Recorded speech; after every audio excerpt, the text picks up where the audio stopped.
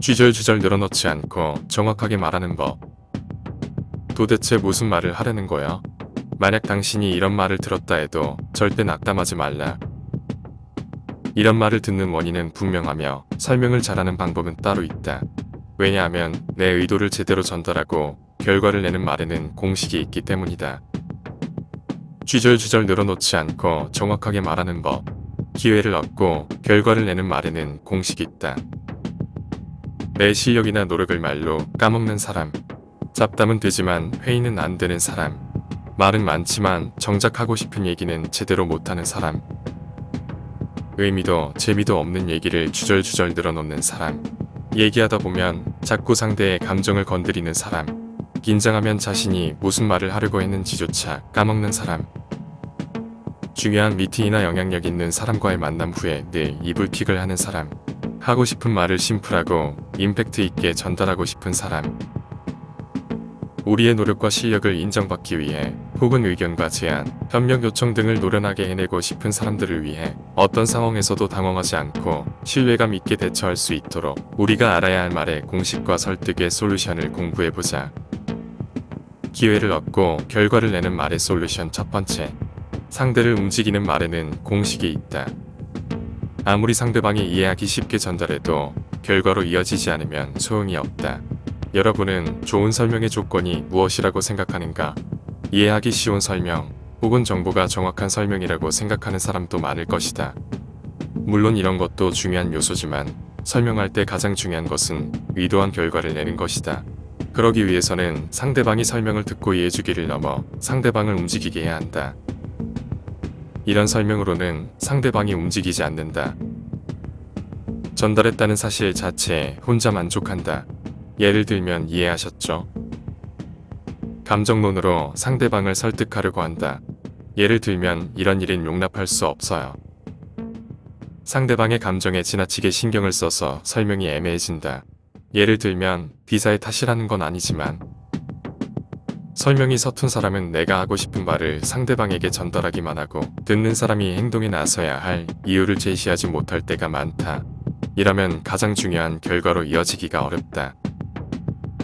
그렇다면 상대방을 행동에 나서게 하려면 상대방에게 어떻게 해주길 바라는지 명확히 전달한다.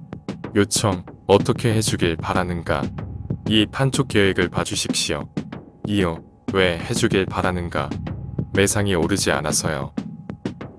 거기에 더해 상대방이 움직일 이유를 전달한다. 1. 상대방이 행동에 나설 때의 이점, 행동에 나서지 않을 때의 단점을 전달한다. 이대로라면 내년도 인원 감축이나 예산 삭감으로 이어집니다. 2. 상대방의 흥미와 동기를 자극한다. 그 안건 말인데요. 지금이 밀어붙일 기회입니다. 3. 결과, 행동에 나서야겠군. 기회를 얻고 결과를 내는 말의 솔루션 두 번째. 상대방의 관심을 끄는 서두. 설명을 시작하기 전에 서두를 잘 꺼내기만 해도 상대방은 들으려는 마음이 생긴다. 전달하는 사람은 이제부터 설명할 내용이 명백하며 상대방도 바로 이해해 줄 것이라고 단정 지을 때가 자주 있다. 하지만 대개의 경우 듣는 사람은 말하는 사람과 동일한 기초 정보가 없다. 설명하기 전에 의식해야 할 것. 말하는 사람은 상대방이 나와 똑같이 궁금해할 것, 바로 이해해 줄 것이라고 착각하기 쉽다. 우선은 다음과 같은 사항을 의식하고 이야기를 시작하자. 1. 애초에 무슨 이야기인가? 그 안건 말인데요. 무슨 안건? 2. 듣는 사람이 동일한 정보를 공유하고 있는가? 그 사람은 그런 사람이고 누구 얘기야? 3. 상대방과의 연관성은 한 가지 상담하고 싶은 의견이 있어서 그 의견 나와 관계 있나? 땡땡인 상황이어서 부디 땡땡씨의 의견을 듣고 싶습니다. 이렇게 서두를 꺼내면 상대방은 이야기를 들어보려는 마음이 생기고 이해 속도가 현저히 빨라진다. 또한 서두를 듣고 이야기의 내용이 자신과 얼마만큼 관련이 있는지 추측한다. 따라서 서두에서는 말할 내용이 상대방과 어떤 관계이며 얼마만큼 중요한지를 이해시키는 것이 중요하다. 상대방의 관심을 끄는 서두. 듣는 사람에게 서두를 꺼낼 때는 상대방이 관심 있는 정보를 간결하게 전달하는 것이 중요하다. 예를 들면 상대방에게 친근한 에피소드로 시작한다.